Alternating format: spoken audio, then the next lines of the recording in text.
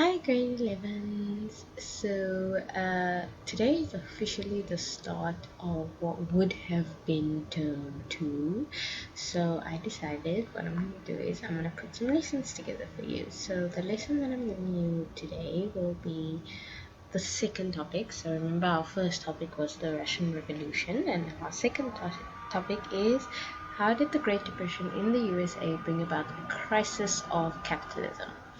So the first thing I'm going to do is I'm going to break down the glossary for you. Now this glossary is from a learner workbook. Um, it was basically created in 2019 by the district. So this isn't something that I've put together myself, but it's got some words here that you should know before we get into this topic. So certain words are more important than others. I would say that when I go through this, if you see that I'm emphasizing a word, you know that word is something that you need to know. And if I don't emphasize a word, it's just something that will appear in this topic, but you don't necessarily need to write down a definition for it or anything in the exam. So the first word that we've got here is the word extremes. It basically means to the highest possible degree. So it will either be the highest or the lowest. So one extreme or the other extreme. Then you've got an economic boom. Now, those of you that did EMS in grade 9 will remember the boom bust cycle. Basically, there's times when the economy does really, really well, and there's times that the economy is not doing well. And I just realized saying this now, I'm not sure if you guys know what an economy is. So let's break it down. 3 words that you really need to know in history, and I make a big deal to stress this from grade 8, is social, political, and economic. Those words come up a lot. So economic means it has to do with money, social means it has to do with people, and political means it has to do with the government. So an economic boom means the country is making a lot of money, and then later there's something called an economic bust, which means the country is making no money. So at the moment, just to bring it to what is relevant and what is happening right now, South Africa is currently, we were recently downgraded to junk status. So we will be experiencing an economic bust. Like a lot of people that have investments and things are going to lose a lot of money. So it really is the 20s. Another Great Depression in the works. Uh, Using that as a segue into the word depression. Depression is basically a long-term economic downturn with widespread unemployment. So we are, I predict, going to be going through a depression very shortly because of the COVID-19 virus. A lot of people have lost their jobs actually because the jobs can't function during the lockdown, and they are going to be unemployed for a really, really long time. It's not going to be easy for them to get their jobs back again. And we don't know how long this pandemic is going to last. So these people may be unemployed for years to come. And it creates problems because the more people that are unemployed, the less people can buy things. And the way the economy works is people need to buy things. So a depression is not good for any country to go through, and the Great Depression was one of the biggest economic crashes in history that actually affected the whole world. A word that you'll see quite often in the beginning part of this unit is the word prosperity. It basically means that people are doing really well. So there's full economic growth, there's rising profits, everyone is employed.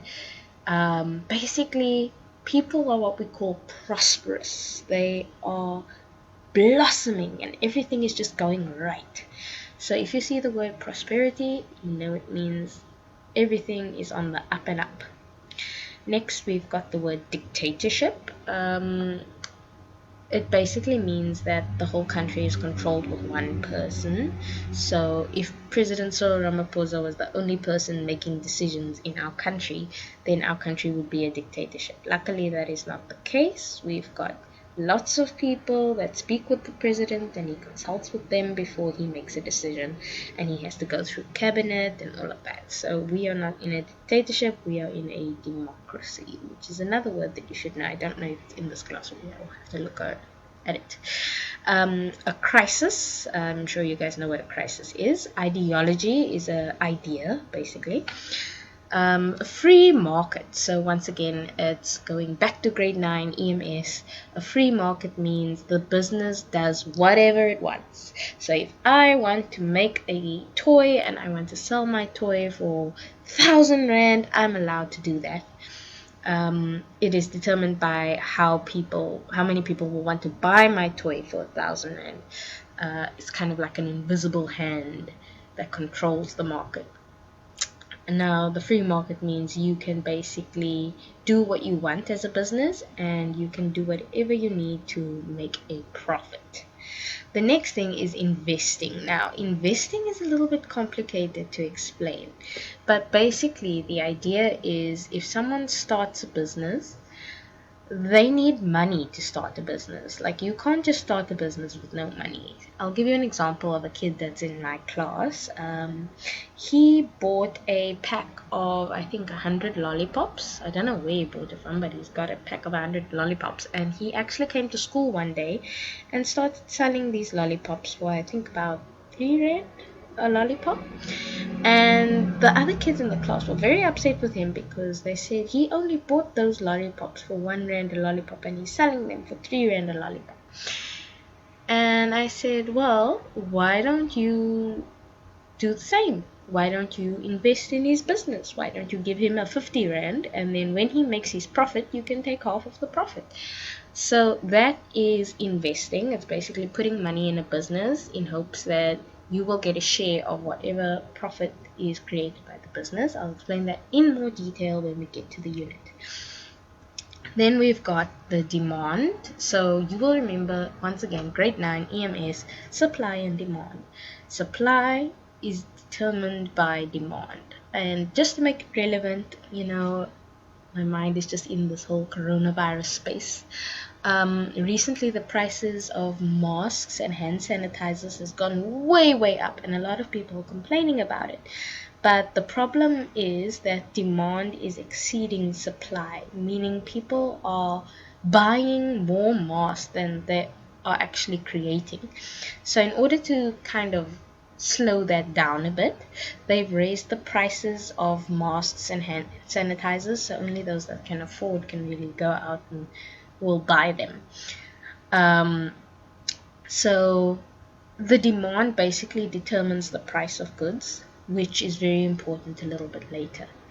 If there's a lot of supply and very little demand, then you've got the opposite problem where you cannot sell the goods that you create. So imagine it's just normal, there's no coronavirus, and you made 200,000 masks and nobody's buying it because there's absolutely no demand for it.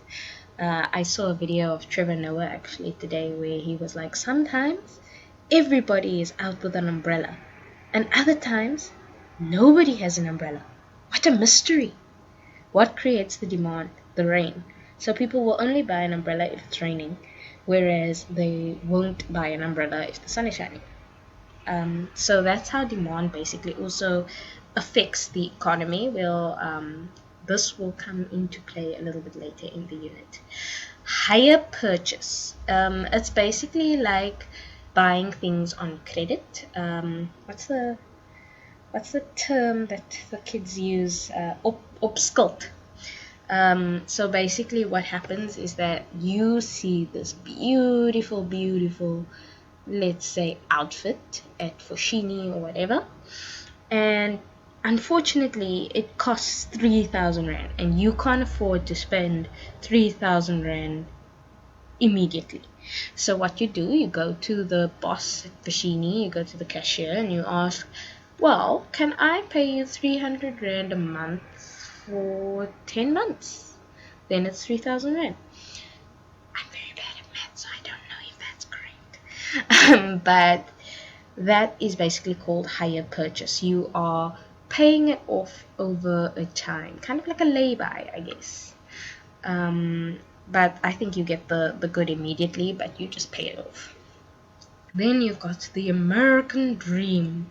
The American dream is basically the idea that you can come to America in rags, and by the time you have been there for a while and you're working hard and you are doing your best, you can become rich and successful. So a lot of people go to America in search of this American dream, where they believe that if they work hard enough, they will become rich. We'll discuss that a bit later when we get into the unit. The next thing is overproduction. Overproduction basically means, like I explained earlier with demand, is if you make too much of a thing and nobody wants it, then you're sitting with warehouses and warehouses full of stuff that nobody is buying, and your business will actually run at a loss. Next, we've got the stock exchange. Basically, remember how I explained how people can invest in businesses? Now, the stock exchange is basically a place where you can do that. So you can see which businesses are doing well, where do you want to put your money, who do you want to help. So you go to the stock exchange and you buy stocks in a business, and then this business will either do well or do badly. If it does well, you can sell your stocks for a profit. If it does badly, then you will unfortunately experience a loss. So we'll get into that a little bit later. But let's go to the collapse of the stock exchange. We are actually going through that right now, where people actually cannot sell their shares. So there's a major depression in the economy at the moment. So people are trying to get rid of all their stocks and nobody wants to buy them. So that's kind of a problem. Then you've got something called, shareholders. A shareholder is someone who buys shares in a company. And then lastly, you have speculation. It's like if you are guessing more or less where you will buy a stock to make a quick profit. So for example, say I have 100 Rand and there's a share in McDonald's. I know that if I put my 100 Rand in McDonald's, I'll definitely get that back. So I'm going to guess, okay, if I put 100 Rand in McDonald's and I pull it out tomorrow, I will have a 200 Rand. So people start speculating, and sometimes that can be a bad thing, because when you guess, you are making a big mistake, because you can't be sure that something is right or wrong. Now, there's a word I want to add here, which is on the margin.